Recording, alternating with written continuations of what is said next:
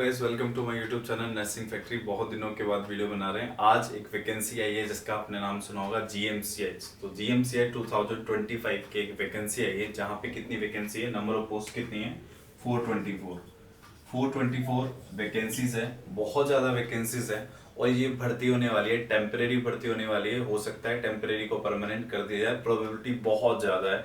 हमेशा जितनी होती हैं टेम्परेरी बेसिस पर रखते हैं, उनको परमानेंट कर दिया था, जीएमसीएच का रूल है। ये वीडियो के अंदर मैं बात करने वाला हूँ कि आपने जीएमसीएच की प्रिपरेशन कैसे करनी है, एग्जाम का पैटर्न क्या होगा, एग्जाम के अंदर कौन सा सब्जेक्ट, कितने क्वेश्चन आएंगे उस सबके एग्जैक्टली मैं आपको बता दूंगा। ये सब वीडियो बहुत इंपॉर्टेंट होने वाली है आप लोगों के लिए जो लोग जीएमसीएच का देने वाले हैं।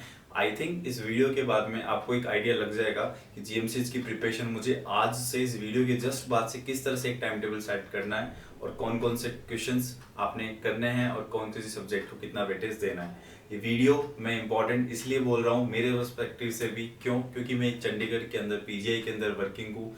जीएमसीएच मेरे बिल्कुल पास में है, वहाँ पे मेरे फ्रेंड्स वर्किंग हैं। मैंने खुद जीएमसीएच के एग्जाम्स को देखा हुआ है, किस तरह से बनाता है वो पैटर्न, ऑलमोस्ट पीजीआई की आइडियोलॉजी फॉलो करता है। तो ये वीडियो बहुत इंपॉर्टेंट होएगी क्योंकि ये वीडियो के अंदर जो पर्सपेक्टिव मिलने वाला है आपको, उसी रीजन से एक नर्सिंग ऑफिसर का मिलने वाला है जिस रीजन के लिए आप एग्जाम देने वाले हैं। पूरा वीडियो ध्यान से देखना। अगर पूरे वीडियो के अंदर आपका ये वीडियो पूरा वैल्यू ऐड करता है किसी भी तरह आपकी नर्सिंग जर्नी के, नर्सिंग ऑफिसर बनने की जर्नी के अंदर, तो प्लीज़ जाके चैनल को सब्सक्राइब करना। अब चलते हैं वीडियो के अंदर। तो आपने देखा 424 क्या होने वाली है, पोस्ट होने वाली है, जिसके अंदर टेम्परेरी से शुरू होके परमानेंट पॉसिबिलिटीज बहुत ज़्यादा हैं। ना यहाँ पे क्यों अच्छी है, ना 80-20 है यहाँ पे, और क्या जो ट्रिपल सी कोर्स है या RSCIT यहाँ की जो है, RSCIT यहाँ की जो क्या है, इन्होंने मांगी नहीं है फिलहाल तक। हो सकता है मांगे तो आप कर लेते हैं तो बेटर है, नहीं करते तो इट्स ओके, ठीक है, मे भी शायद बाद में मांग। तो इस तरह का क्या है जीएमसीएच का, अभी तक अपन को इतना आइडिया लगा है नोटिफिकेशन से, ठीक है। इसके अंदर अब देख लेते हैं कि आपने किस सब्जेक्ट के कितने क्वेश्चंस आपको जो एग्जाम देने वाले जिस दिन जीएमसीएच का, उस दिन आपको देखने को मिलेंगे। अब वो देख लेते हैं अपन।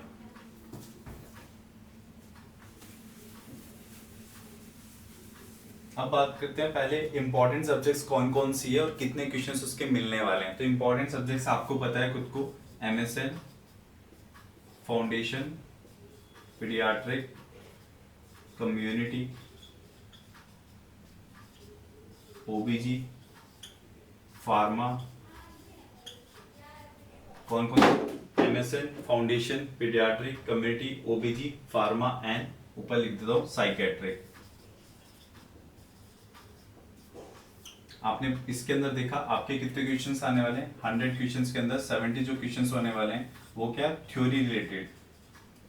कौन से 70 क्वेश्चंस जो होते हैं थ्योरी रिलेटेड आने वाले, और जो 30 क्वेश्चंस हैं, 30 क्वेश्चंस है रिमेनिंग, वो क्या है आपकी सब्जेक्ट के प्रैक्टिकल बेसिस आने वाले हैं, जो हॉस्पिटल्स में अपन काम करते हैं या जो आपका कॉन्शियस चेक करते हैं।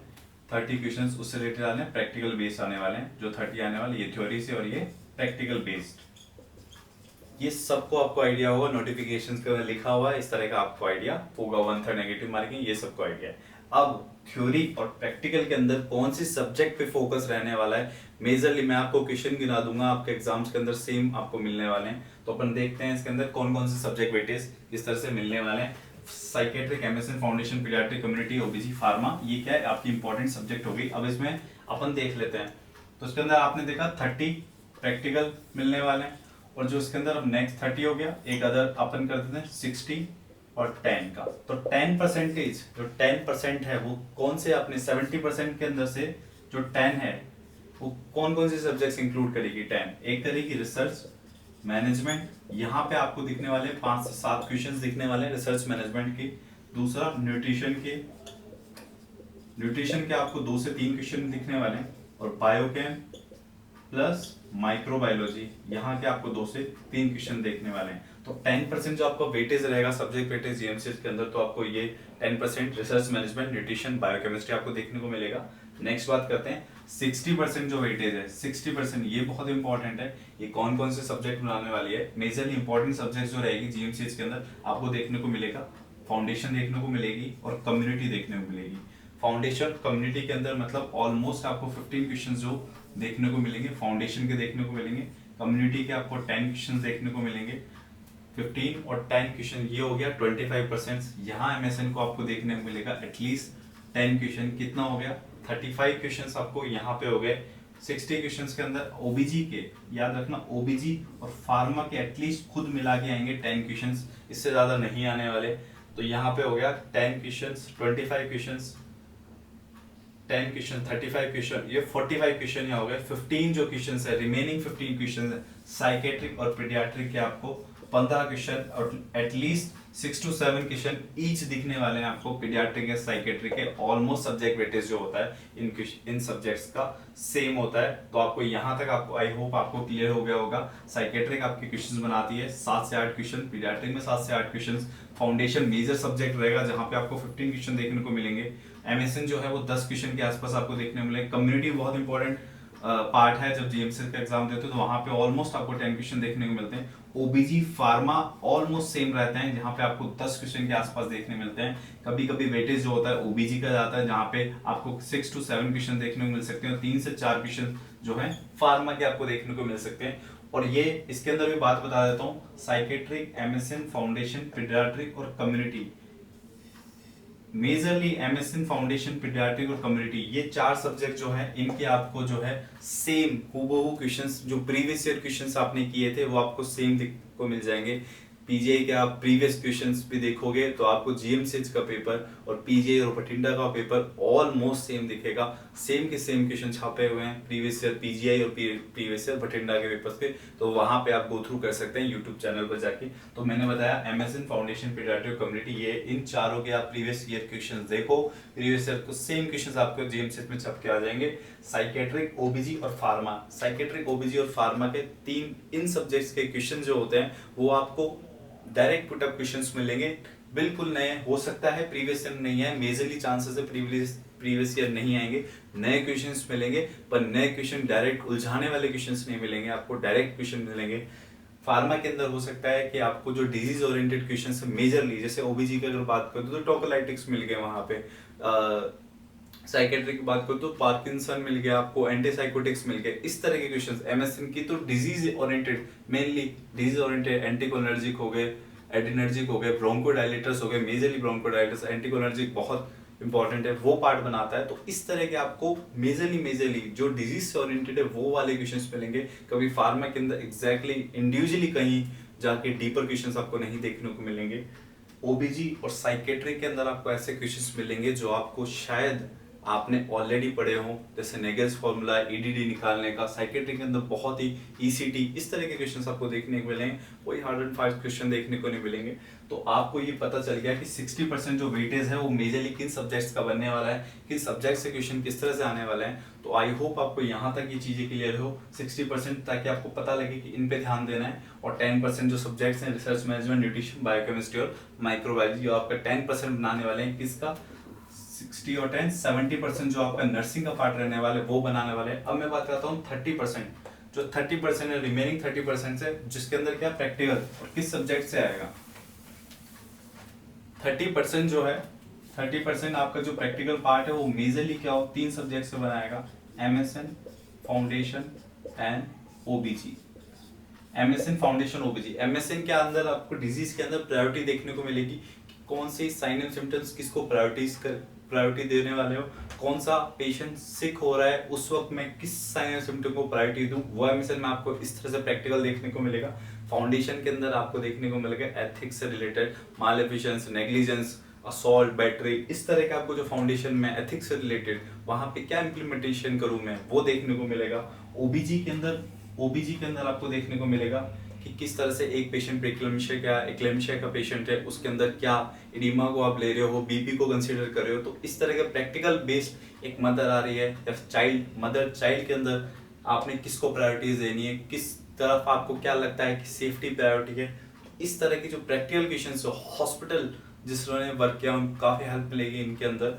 जो एनओ अभी ऑलरेडी किसी और एम्स में या कहीं और वर्किंग है तो उनको काफी हेल्प मिलेगी। तो 30 क्वेश्चन आपके इन जनरल जो आप प्रायोरिटी करो, इवन दो आपकी थ्योरीज बहुत अच्छी है, यहाँ पे आपको थोड़ा सा डिफिकल्टी देखने को मिलेगी, क्योंकि थ्योरी से ज्यादा आपको प्रैक्टिकल फील्ड के अंदर जो है प्रायोरिटीज डिसाइड करना थोड़ा सा मुश्किल रहता है, बट अगर जो वर्किंग है उनके लिए हेल्पफुल होगा। बट स्टिल कोई बात नहीं, आप जब एमसीक्यूज निकालोगे तो ये भी पार्ट जो आपका क्या है क्लियर हो जाएगा। ऑलमोस्ट आपको जीएमसीएच में सिलेक्शन के लिए 75% मोर देन इनफ है। 75% अगर आपका पेपर हो जाता है कंप्लीट तो जीएमसीएच आपका कहीं नहीं गया। अब मैं बता देता हूँ आपको एग्जाम की स्ट्रेटेजी कैसे करती है। 3 मंथ स्ट्रेटेजी का बहुत ही बेसिक एंड सिंपल, जो मैंने शायद अभी तक वीडियो के अंदर नहीं बताया, किसी वीडियो के अंदर बहुत ही बेसिक टूल बताऊंगा आपको, किसी भी एग्जाम के अंदर भी अप्लाई कर सकते हैं। इस एग्जाम के लिए स्पेशली बताता हूँ, इसको क्लियर करता हूँ।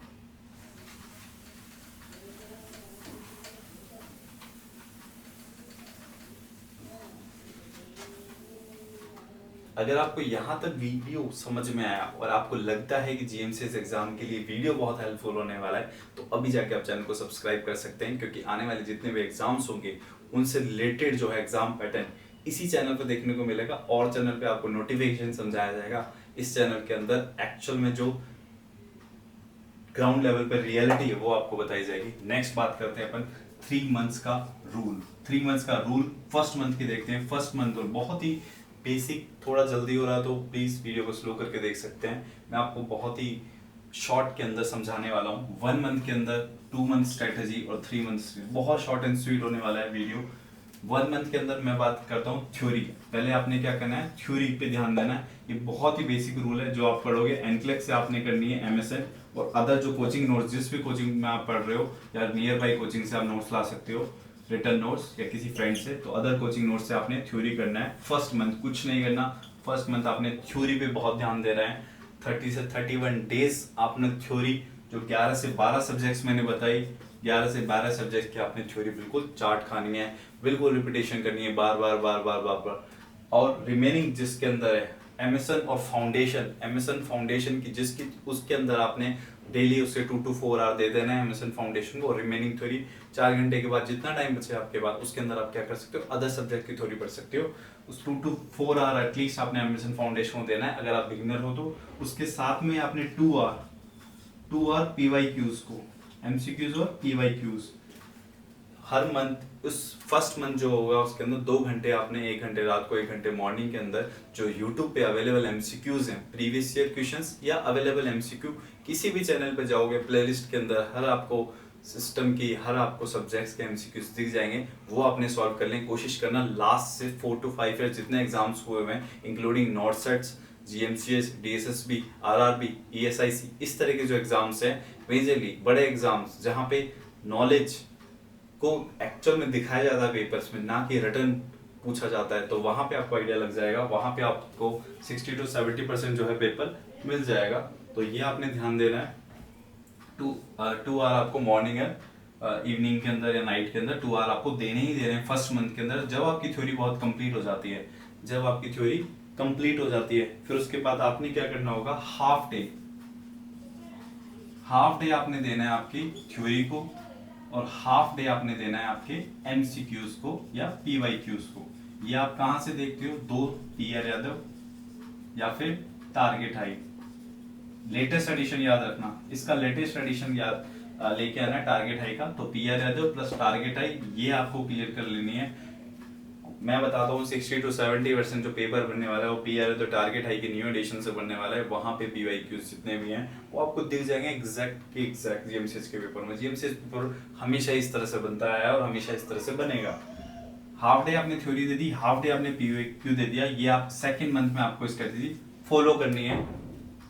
यहाँ तक at the end of second month आपके पास थ्योरीज बहुत अच्छे से तैयार हो चुकी होगी, पर अभी जो एमसीक्यूज है वो शुरुआत हो चुकी है, बहुत सॉलिड नहीं हुए।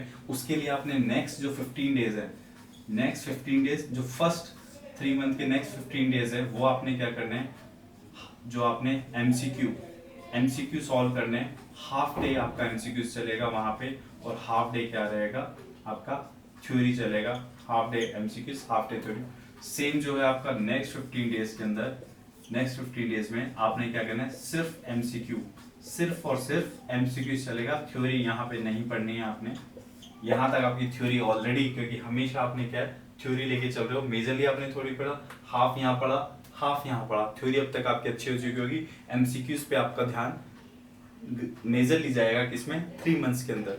तो यहाँ तक at the end of 3 months आप इसको वापस, अगर एग्जाम नहीं होता है, लेट होता है, तो वापस आप शुरू से कंटिन्यू कर सकते हो। 1 मंथ के लिए वापस अगेन थ्योरी रिपीट कर दो, फिर उसके बाद 2 मंथ्स के लिए हाफ डे थ्योरी और हाफ डे एमसीक्यूज। इस तरह से आप प्रिपरेशन करोगे, 3 मंथ के अंदर जीएमसीएच की एक सीट आपसे कोई नहीं ले सकता, ये मेरा वादा है। इस वीडियो को समझने के बाद, पढ़ने के बाद, वीडियो के कमेंट्स में आके आप खुद बोल के जाओगे sir I got selected in GMCH as a nursing officer. तो यहाँ तक वीडियो आपको समझ में आई, मैंने बहुत जल्दी जल्दी बोला है ताकि वीडियो शॉर्ट ब्रीफ हो सके। आपका टाइम बहुत कीमती है वीडियो के अंदर। अगर आपको वीडियो पसंद आई हो तो अपन गोल रखते हैं इस वीडियो के अंदर 500 लाइक्स का, 500 लाइक्स का गोल रखते हैं। 500 लाइक्स अगर इस वीडियो को मिलते हैं तो नेक्स्ट वीडियो भी मैं जीएमसीएच के ऊपर बना सकता हूँ, एग्जाम पैटर्न्स को समझाने के लिए, या आप सजेस्ट करते हो कमेंट सेक्शन में जीएमसीएच को एमसीक्यूज का भी मैं बना सकता हूँ अगर आप 500 लाइक्स इस वीडियो को करते हैं। आई होप यहाँ तक आपको समझ में आया हो। मिलते हैं अगले वीडियो में, तब तक के लिए टेक केयर।